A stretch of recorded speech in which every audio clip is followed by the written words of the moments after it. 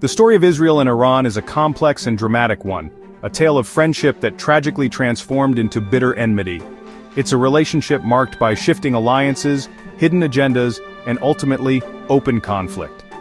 Decades ago, these two nations were not just casual acquaintances, but close partners, bound by shared interests and strategic cooperation.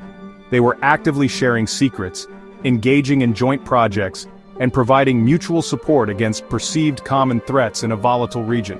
Their leaders, recognizing the benefits of collaboration, met in secret, away from prying eyes and the scrutiny of the international community.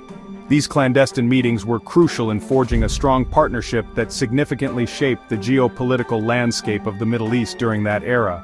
But everything changed dramatically and irrevocably in 1979, a pivotal year that would alter the course of history for both nations.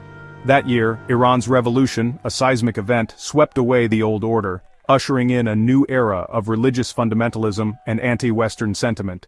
The new Islamic Republic, under the leadership of Ayatollah Khomeini, fundamentally redefined Iran's foreign policy and saw Israel not as a friend or partner, but as a sworn enemy of Islam. Overnight, the perception shifted, and Israel became a primary target of the new regime's animosity and ideological opposition. The previous era of warm cooperation and mutual benefit was abruptly replaced by open hostility, suspicion, and a complete breakdown of diplomatic relations. Iran's new leaders, in their rhetoric and propaganda, branded Israel the Little Satan, a derogatory term that symbolized their unwavering opposition and determination to challenge Israel's existence. This ideological shift and the resulting animosity fueled a dangerous rivalry that would come to define the political and security dynamics of the region for decades to come, with far-reaching consequences. This story is a detailed examination of their complex journey, tracing the transformation from allies who shared common goals to adversaries locked in a seemingly endless cycle of conflict.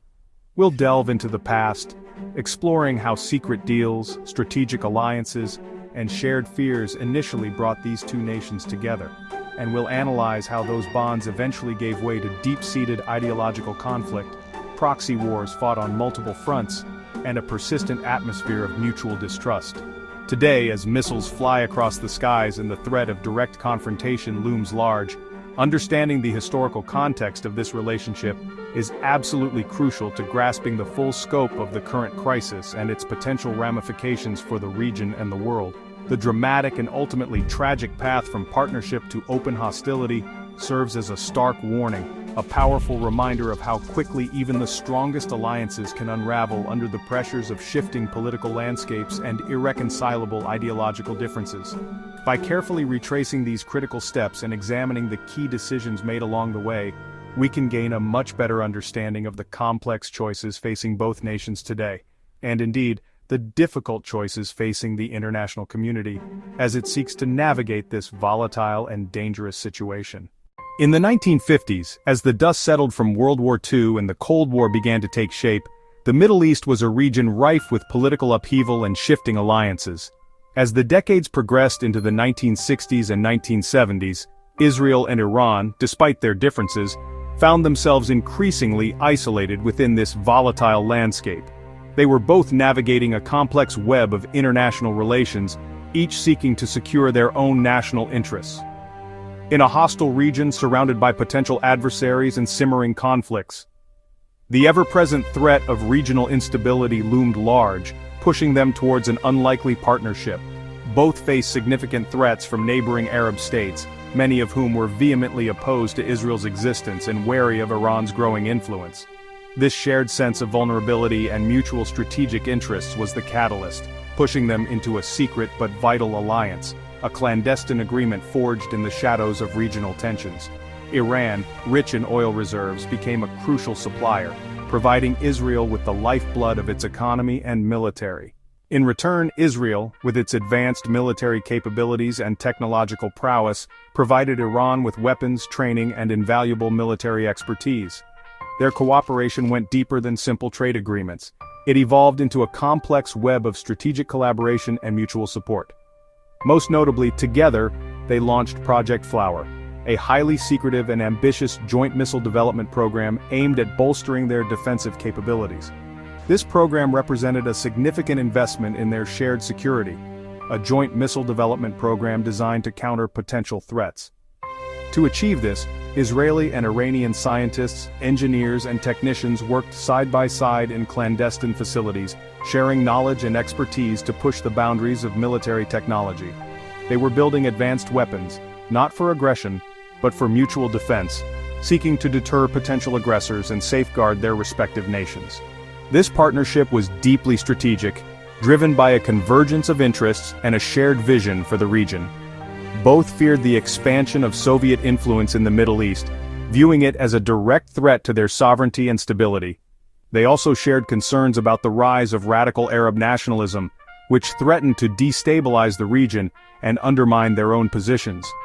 The United States, recognizing the strategic importance of both nations, saw them as key pillars of regional stability, vital partners in containing Soviet expansion and promoting American interests. Consequently, the U.S. quietly supported their alliance behind the scenes, providing diplomatic and economic backing to ensure its continued success.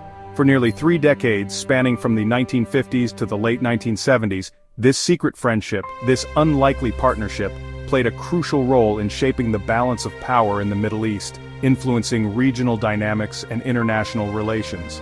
As the years passed, trust grew between the two nations, as they diligently shared intelligence, cooperating on matters of national security and regional stability. They also engaged in the transfer of technology, further strengthening their bond and enhancing their respective capabilities.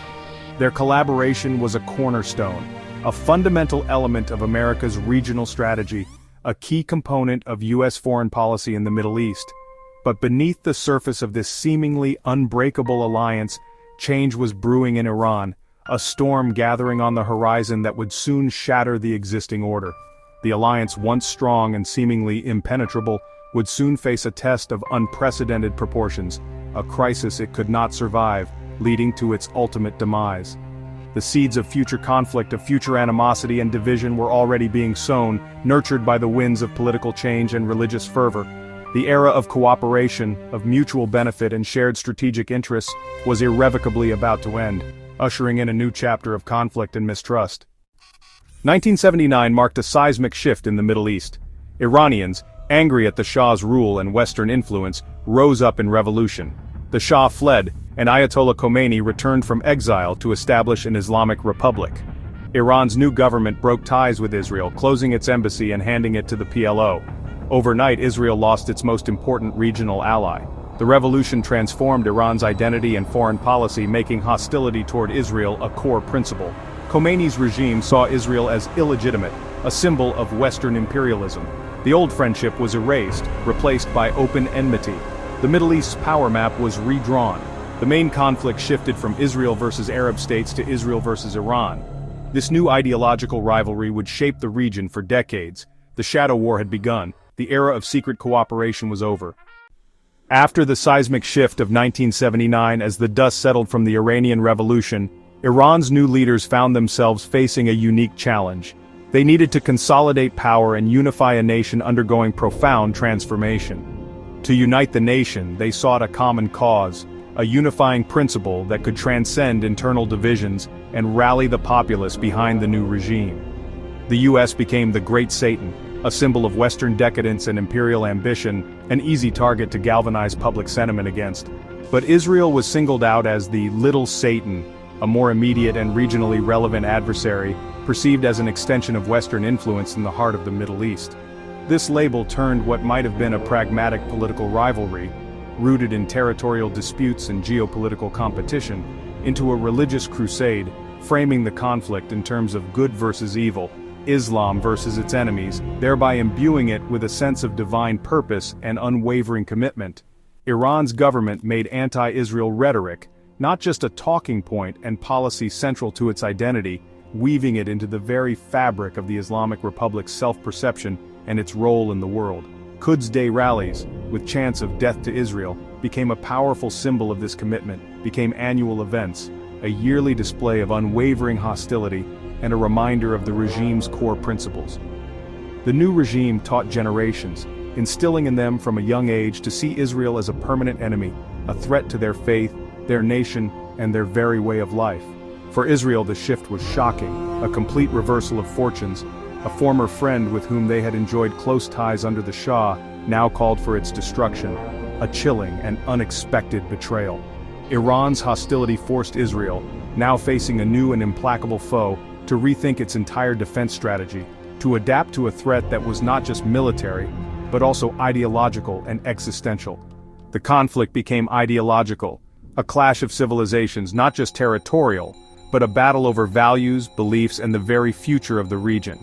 Iran used its anti-Israel stance, weaponizing it as a tool of foreign policy, to gain influence across the Muslim world, positioning itself as the champion of the Palestinian cause and the defender of Islam against Western aggression. The rivalry deepened divisions in the region, exacerbating existing tensions and creating new fault lines. The naming of Israel as Little Satan, a seemingly simple act of branding, marked the start of a dark, unending conflict, a seemingly intractable struggle that continues to shape the region to this day. The Middle East was now locked in a struggle, a complex and dangerous game of power and ideology, defined by hatred and suspicion, where trust was a rare commodity and alliances were often fleeting. The old rules no longer applied, the established order had been shattered, and a new era of uncertainty had dawned. A new, more dangerous era had begun, one characterized by proxy wars, sectarian violence, and the ever-present threat of escalation. Iran avoided direct war with Israel, choosing instead to fight through proxies. It funded and armed groups like Hezbollah in Lebanon and Hamas in Gaza. Hezbollah, created with Iranian support, became a powerful militia on Israel's border. Hamas, though Sunni, accepted Iranian aid to fight their common enemy. Iran's support enabled these groups to launch attacks and wage wars against Israel. This strategy created a ring of fire around Israel, with Iranian-backed militias in Lebanon, Gaza, Syria, Iraq, and Yemen. Israel now faced threats on multiple fronts, all orchestrated by Tehran. The shadow war escalated, with attacks and counterattacks becoming routine. Iran's proxy network gave it reach and deniability. For Israel, the threat was constant and unpredictable. The region was on edge, with any spark threatening to ignite a wider conflict. The shadow war was now a central feature of Middle Eastern geopolitics. Israel responded to Iran's proxy strategy with its own shadow war. Mossad targeted Iranian nuclear scientists in a campaign of assassinations. These killings aimed to slow Iran's nuclear ambitions and sow fear. Israel also turned to cyber warfare, most famously with the Stuxnet virus, which sabotaged Iran's nuclear centrifuges. Airstrikes in Syria targeted Iranian weapons shipments to Hezbollah. Sabotage and espionage became routine, with Israeli agents striking deep inside Iran. The goal: disrupt Iran's plans without triggering all-out war. Each operation sent a message Israel would not tolerate a nuclear-armed Iran. The covert struggle was relentless, global, and deadly. Both sides played a dangerous game, always on the brink of escalation. The shadow war kept the region in a state of constant tension. By the 2010s, fears of a nuclear Iran led to intense diplomacy. The 2015 nuclear deal, or JCPOA, saw Iran limit its nuclear program in exchange for sanctions relief. Supporters hoped it would prevent war and open the door to better relations. Israel, led by Netanyahu, fiercely opposed the deal, warning it was too weak. The US signed the agreement, but tensions simmered. In 2018, President Trump withdrew from the deal, reimposing harsh sanctions. Iran resumed its nuclear activities, feeling betrayed. The collapse of the JCPOA reignited the shadow war. Proxy attacks and covert operations escalated. Hopes for peace faded as mistrust deepened. The region edged closer to open conflict. The brief moment of hope was gone. After the nuclear deal collapsed, the shadow war intensified. Israel ramped up airstrikes on Iranian targets in Syria. Iran's proxies attacked US bases and Saudi oil facilities. The conflict edged closer to open war. The turning point came on October 7, 2023, when Hamas launched a massive attack on Israel. Israel invaded Gaza, triggering a regional chain reaction. Hezbollah fired rockets, Iranian-backed militias attacked US forces, and the Houthis targeted ships. In April 2024, after an Israeli strike killed Iranian generals, Iran launched over 200 drones and missiles directly at Israel. For the first time, Iran attacked Israel from its own territory. Israel retaliated with airstrikes inside Iran. The old rules were shattered. Direct confrontation had begun. The world watched, fearing a wider war. The shadow war was over. open conflict had arrived.